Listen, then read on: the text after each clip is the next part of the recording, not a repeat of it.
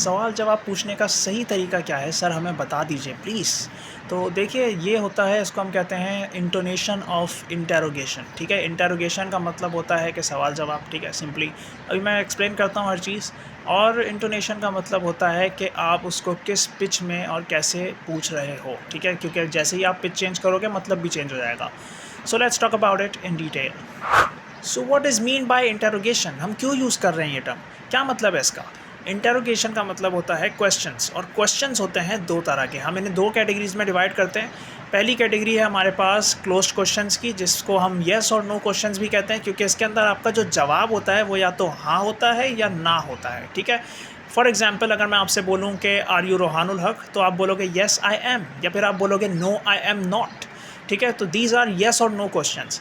लेकिन दूसरे क्वेश्चंस होते हैं हमारे पास ओपन क्वेश्चंस। ओपन क्वेश्चंस होते हैं WH क्वेश्चंस, क्योंकि उसमें WH वर्ड्स यूज़ हो रहे होते हैं। ठीक है, फॉर एग्जाम्पल अगर मैं आपसे कहूँ कि व्हाट इज़ योर नेम, तो आप मुझे कहोगे माई नेम इज़ फलाना ढिमकाना जो भी है। मुझसे अगर पूछा जाएगा तो मैं बोलूँगा कि माई नेम इज़ रोहानुल हक। ठीक है, यानी मैं उस रिक्वायर्ड सवाल का रिक्वायर्ड जवाब दे रहा हूँ। ठीक है, दीज आर ओपन क्वेश्चंस।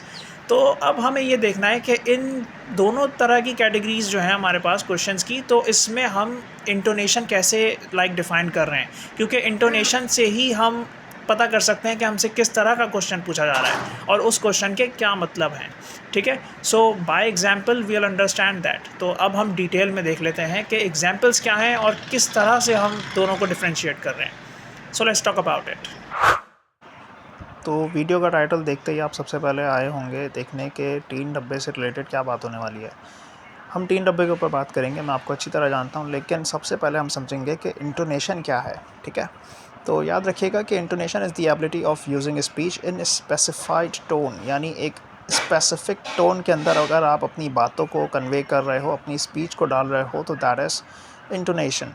और इंटोनेशन आपकी पूरी बेस करती है आपकी पिच ऑफ वॉइस पे। ठीक है, या पिच जो होती है आपके साउंड की, उस पे बेस करती है। ठीक है, तो इंटोनेशन की दो टाइप्स होती हैं, एक होती है हमारे पास हाई टोन्ड पिच, एक होती है हमारे पास लो टोन्ड पिच। लो टोन्ड पिच बिल्कुल भारी, आज मैंने 2 समोसे खाए। ठीक है, इस तरह की जो बैठी हुई टोन होती है ना, हाँ, तो ये होती है आपकी लो टोन्ड, बिल्कुल जो डीप होती है। ठीक है, मोस्टली लड़कों की मर्दों की होती है।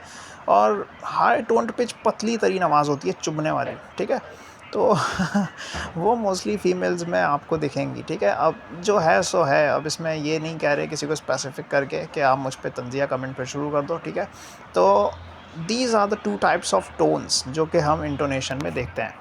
अब केस सारा ये है कि हम इस इंटोनेशन को इंटरोगेशन पे अप्लाई करेंगे, यानी सवाल जवाब पे अप्लाई करेंगे। ठीक है, और सवाल का मतलब और सवाल का सेंस उस इंटोनेशन के मुताबिक चेंज हो जाएगा। ठीक है, क्योंकि कहीं जगह पे हम सवाल पूछते हैं, लेकिन कहीं जगह पे हम सवाल पूछ नहीं रहे होते, हमें सवाल का जवाब ऑलरेडी पता होता है।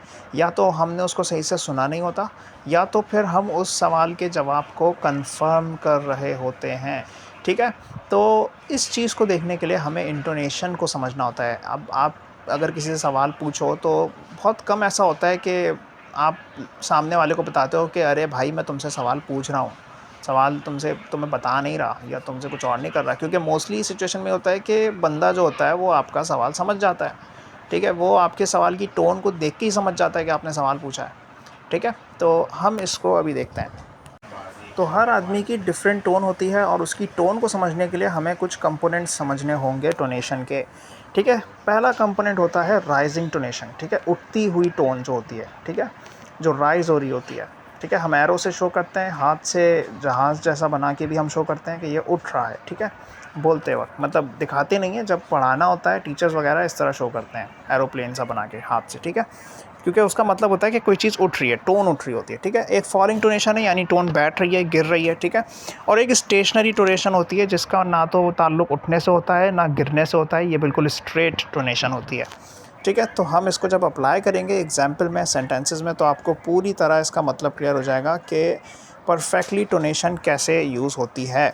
और इसको हम अप्लाई करेंगे इसकी परफेक्ट एग्जांपल के ऊपर, जो कि मैंने इस वीडियो के टाइटल में डाली, वो है 3 डब्बे वाला। ठीक है, यानी इंग्लिश में मैं उसको कहता हूँ, मुझे नहीं पता क्या वोकैबुलरी है, but it should be cart metal trader. ठीक है, सो हम उधर भी इसको अप्लाई करके देखेंगे।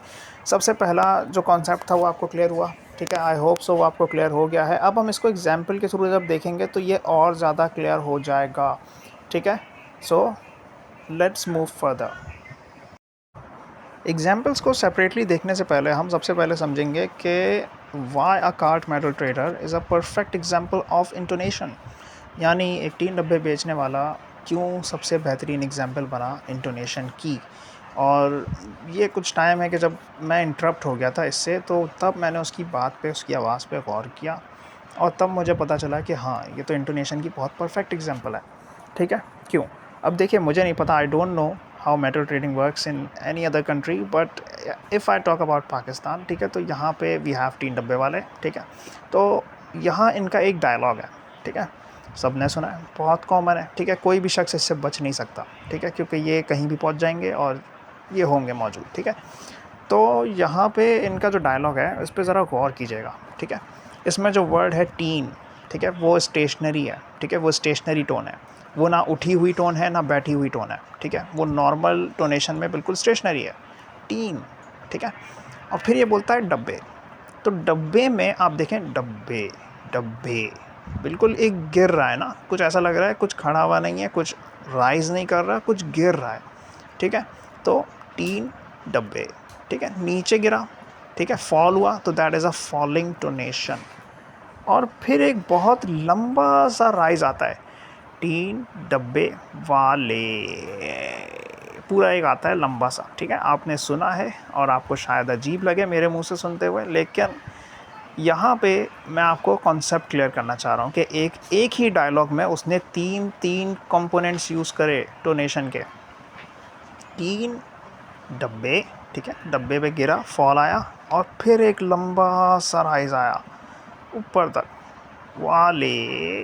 ठीक है, जो वाले है ना, जो आप बहुत, आपको अजीब सा लगता है सुनते हुए तो ये आपकी राइजिंग टोनेशन है। यानी first we will have a stationary tonation followed by a falling tonation, then concluded by a rising tonation. That's how a perfect cart metal trader works in.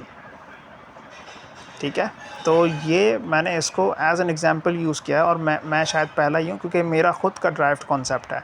ठीक है, तो मुझे नहीं लगता किसी और टीचर ने आपको ऐसे बताया होगा, और ये मैंने आपको इसलिए बताया कि अब आप इंटोनेशन के कॉन्सेप्ट को नहीं भूलोगे। अब जितनी बार 3 डब्बे वाला आपके सामने से गुजरेगा, आपको याद आएगी इंटोनेशन बाय सर रोहानुल हक। ठीक है, तो आई होप सो यहाँ तक मेरी बात बिल्कुल क्लियर होगी। अब हम इसको जब एग्जाम्पल में अप्लाई करेंगे तो भाई तुम बिल्कुल रट लोगे, मतलब इंटोनेशन तुम्हारी ख़राब हो ही नहीं सकती। ठीक है, और अभी मैं उधर भी एक बहुत अच्छी एग्जांपल देता हूँ। ठीक है, आगे चलें, चलिए। तो सबसे पहले हम एग्जांपल्स देखेंगे क्लोज्ड क्वेश्चंस की, जो कि हैं येस और नो क्वेश्चंस। ठीक है, मैं आपको बता चुका हूँ येस नो क्वेश्चंस क्या होते हैं। अब इसके अंदर 2 केसेस होते हैं। केस 1 को हम सबसे पहले देखेंगे, जिसमें हमारे पास लिखा हुआ है if you don't know the answer. यानी फ़र्ज़ कर लीजिए कि आप सवाल पूछ रहे हैं और आपको उसका जवाब नहीं पता कि लाइक उस चीज़ का जवाब क्या है। ठीक है, तब आप सवाल पूछ रहे हो। ठीक है, 2 केसेस होते हैं, सिर्फ मेरी बातों को गौर से सुनना, इंशाल्लाह ये कॉन्सेप्ट हमारे जहन से बिल्कुल निकलेगा ही नहीं। ठीक है, तो अगर तो चलो मैं एक एग्जांपल ले लेता हूँ कि एक क्लासरूम है। ठीक है, एक टीचर आई और टीचर ने आपसे सवाल पूछा कि can I have your homework. ठीक है, तो यहाँ पे मिस ने सिंपली एक सवाल पूछा, can I have your homework. ठीक है, तो यहाँ पे टीचर को पता नहीं है। ठीक है, पहला केस अभी हम देख रहे हैं। पहले केस में क्या है कि टीचर को पता नहीं है कि स्टूडेंट ने होमवर्क किया है या होमवर्क नहीं किया। ठीक है, वो सिंपली आगे पूछ रही हैं कि भाई आपने होमवर्क, मतलब आप अपना होमवर्क मुझे दे सकते हैं। ठीक है, तो that's a simple question, generalised question from a teacher. ठीक है, तो यहाँ पे आप गौर से देखिए कि कैन आई हैव योर, ये आपकी स्टेशनरी टोन है। ठीक है, कैन आई हैव योर तक। और जैसे ही मिस ने होमवर्क कहा तो स्टार्टिंग में एक हमारे पास राइज आएगा और फ़ौरन से ही एक फॉल आएगा, यानी can I have your homework, homework. ठीक है, होम एक राइज आया ऊपर की तरफ, फिर वर्क, वर्क वर्क बोलते ही उनका एक फॉल है, और जब ये तेज़ी से बोलेंगी तो आपको पता ही नहीं चलेगा। ठीक है, तो आप ज़रा नोटिस कीजिए, can I have your homework, ठीक है। तो this is what you call intonation. ये टोन ऐसी है कि आपने समझ लिया कि मिस को पता ही नहीं है कि आपने पता नहीं होमवर्क किया है या नहीं किया। ठीक है, miss is just asking for the homework. This is case 1। अब केस 2 देख लेते हैं। अच्छा, तो केस 2 क्या कहता है? केस 2 पे हमें गौर करने की ज़रूरत है, इसी से कॉन्सेप्ट क्लियर होगा। ठीक है, केस 2 क्या कहता है? अब यहाँ पे टीचर को पहले ही पता है कि सामने जो बच्चा मौजूद है वो बहुत डैश, ठीक है, वो बिल्कुल बदमाश है, उसने होमवर्क किया ही नहीं होगा। तो मिस को जब पहले से ही पता है, टीचर को पहले से ही पता है कि होमवर्क नहीं किया होगा, तो वो आपसे जनरली नहीं पूछेंगी, वो आपसे नॉर्मल तरीके से सवाल नहीं पूछेंगी। उनकी सवाल की टोन जो है वो डिफरेंट होगी। ठीक है, वो थोड़ी शैतानी टोन होगी। कैसी होगी वो? अब देखो, नोटिस करना। ठीक है, can I have your homework, can I have your homework. ठीक है, बिल्कुल एक राइज है एंड में, अब फॉल कोई नहीं है। ठीक है, बिल्कुल ऐसा ही होता है ना सवाल, क्या मुझे आपका होमवर्क मिल सकता है? सकता है, बिल्कुल एक वो है ना, समझ रहे हो आप? मतलब इसमें फॉल नहीं है। पहले क्या था? Can I have your homework, homework, जो वर्क आ रहा था ये ड्रॉप हो रहा था। लेकिन अब मैं आपसे बोल रहा हूँ can I have your homework, homework, work भी राइज हुआ है, होम भी राइज हुआ है, दोनों चीज़ें राइज हुए हुए हैं। और ये बिल्कुल एक शक या डाउटफुल सी टोन है कि भाई मतलब अंदर ही अंदर टीचर को पता है कि होमवर्क जो है वो नहीं हुआ है। बात समझ आ रही है? अंदर ही अंदर टीचर को इस चीज़ का आइडिया है कि होमवर्क नहीं हुआ होगा। तो उन्होंने कहा कि क्या मैं देख सकता हूँ, क्या मुझे दिखा सकते हो होमवर्क? तो एक है ना, एक आपने शायद पता नहीं अपने टाइम पे एक्सपीरियंस किया हो ना किया हो, खैर। तो ये जो है ये फ़र्क होता है टोनेशन का इन क्लोज्ड क्वेश्चंस। ठीक है, और क्लोज्ड क्वेश्चंस क्यों हैं? क्योंकि आप देख सकते हैं कि ये कैन से स्टार्ट हो रहा है, हेल्पिंग वर्ब से स्टार्ट हो रहा है। ठीक है, और इसका आंसर भी यस में ही आएगा, यस यू कैन या नो यू कैन नॉट। ठीक है, तो दिस वाज द एग्जांपल। अब हम चलते हैं ओपन क्वेश्चंस की तरफ। So let's talk about the WH questions. ठीक है, यानी ओपन क्वेश्चंस। इसके भी दो केसेस हैं। ठीक है, अब पहले तो हम टीचर की एग्जांपल को लेकर समझ रहे थे, अब हम समझते हैं, क्योंकि अभी रमज़ान चल रहे हैं और रोज़ा अफ्तारी है। ठीक है, तो अब हम समझते हैं अम्मी की एग्जांपल से। ठीक है, फ़र्ज़ कर लीजिए कि पहले अभी हम लाइक केस 1 देख रहे हैं ना। If you don't know the answer, फ़र्ज़ कर लीजिए कि अम्मी को जनरली नहीं पता कि आंसर क्या है। ठीक है, वो सवाल पूछ रही हैं आपसे और आपने उन्हें लाइक बताया नहीं है अभी। ठीक है, आपने सोचा है कि आप खाला के घर, ठीक है, अपनी खाला के घर अफ्तारी करने जा रहे हो, तो अब आप ये अम्मी को बताओगे। ठीक है, अम्मी आपसे पूछ रही हैं कहाँ जा रहे हो। ठीक है, तो अब हम इसको देख रहे हैं केस 1 के सेंस में, वेयर आर यू गोइंग। ठीक है, तो वेयर आर यू गोइंग में सिर्फ फॉल होता है, एंड में आप देख सकते हो सिर्फ फॉल है, वेयर आर यू गोइंग। ठीक है, तो गोइंग में सिंपल सा फॉल है। ठीक है, तो फॉल एट द एंड मैंने यहाँ लिख दिया, लेकिन स्टार्टिंग जो है वो थोड़ी सी हाई नज़र आ रही है आपको। ठीक है, कैसे? Where are you going. ठीक है, कहाँ जा रहे हो? तो ये इंटेरोगेटरी सेंस है, यानी इसमें सिंपल सा जनरल सा सवाल पूछा जा रहा है कि भाई कहाँ जा रहे हो। ठीक है, ये नॉर्मल टोन है, यानी अम्मी जो है आपकी, उनको नहीं पता कि आप कहाँ जा रहे हैं।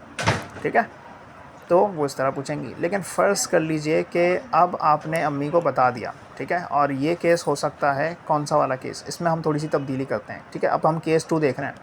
ठीक है, पहले क्या बताया? केस 1 जो कि क्या था? इंटेरोगेटरी। अब हम केस 2 देख रहे हैं। केस 2 इंटेरोगेटरी नहीं है, केस 2 है कन्फर्मेटरी। ठीक है, या जिसमें आप गलती से सुन नहीं पाते, मिसहर्ड हो जाते हो। ठीक है, तो ये वो वाला केस है, यानी आप दोबारा पूछ दो किसी सवाल को। तो कैसे होता है ये मैं बताता हूँ, एक मिनट। इसमें थोड़े से चेंजेस करते हैं ताकि अच्छा सा कॉन्सेप्ट तो समझ आ जाए। अच्छा, तो अब चेंजेस कुछ यूँ कर दें कि पहले हम जा रहे थे खाला के घर। ठीक है, जिस पे अम्मी ने सवाल पूछा। अब हम खाला के घर नहीं जा रहे, फ़र्ज़ कर लीजिए अब हम जा रहे हैं पुप्पो के घर। ठीक है, और एक बार में ही हमने अम्मी को बताया पहले कि हम पुप्पो के घर जा रहे हैं, तो अब अम्मी आपसे सवाल दोबारा पूछेंगी। ठीक है, और इस बार वो इस तरह सवाल पूछेंगी कि वो कंफर्म कर रही हैं। ठीक है, गुस्से में कि वेयर आर यू गोइंग। अब इसमें गोइंग जो है वो आपका फुली राइज हो चुका है। शक और एक बिल्कुल जो गुस्से वाली टोन होती है ना, जो मतलब गुस्सा है भी नहीं, गुस्सा शो नहीं हो रहा, सिर्फ टोन में शो हो रहा है। Where are you going, going जो है वो राइज हो गया। ठीक है, क्योंकि अब आप पुप्पो के घर जा रहे हो, अब आप खाला के घर नहीं जा रहे। ठीक है, तो अम्मी ने आपसे कन्फर्मेटरी पूछा कि कहाँ जा रहे हो तुम, फिर से बताना ज़रा, ऐसा होता है ना। तो ये कौन सी टोन है? ये केस 2 है आपके ओपन क्वेश्चंस की टोन, ठीक है। ओपन क्वेश्चंस के टोन की हमारे पास लाइक सीक्वेंसिंग जो है वो केस 2 वाली है, ठीक है, जिसमें जो आपका सवाल पूछने वाला शख्स है वो कन्फर्मेटरी टोन में आपसे पूछ रहा है कि भाई कहाँ जा रहे हो, दोबारा बताना ज़रा, बात समझ आई। तो सिर्फ टोन का फ़र्क है, कहीं पे फॉलिंग है, कहीं पे राइजिंग है, कहीं पे राइजिंग एंड फॉलिंग दोनों है, बस सीक्वेंस जो है वो थोड़ा सा आगे पीछे है, ठीक है। तो आपने इन सब चीज़ों का ख्याल करते हुए इंटोनेशन को यूज़ करना है, ठीक है। This was all the concept of intonation, और मुझे पूरा भरोसा है कि आप इसे नहीं भूलोगे इसके बाद, ठीक है। See you in the next video, thank you.